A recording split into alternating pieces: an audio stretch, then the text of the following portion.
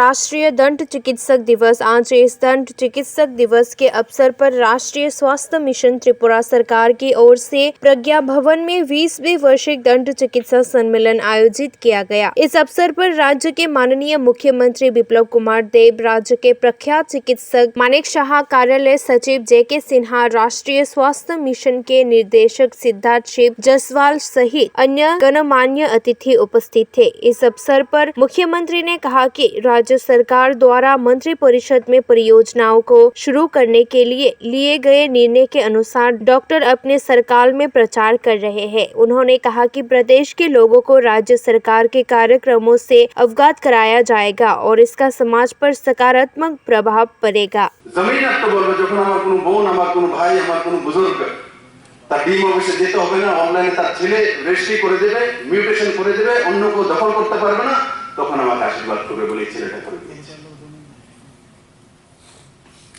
আজকে না হোক পরে তো বুঝবে।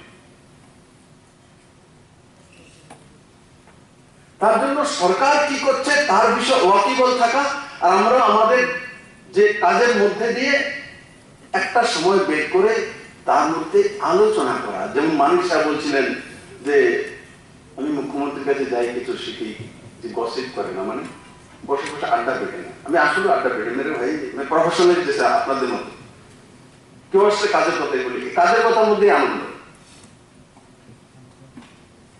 কাজের কথার মধ্যে আমি আমার এন্টারটেইন নিয়ে আসি। কিভাবে মুখ্যমন্ত্রী তার এক এক সেকেন্ড মানুষের কাছে দায়, এক এক সেকেন্ড কিচ্ছু নেই মুখ্যমন্ত্রীর কাছে, তার শ্বাসটা পর্যন্ত মানুষের কাছে দায়বদ্ধ থাকে। তো গসিপ করার সময় প্রয়োজন।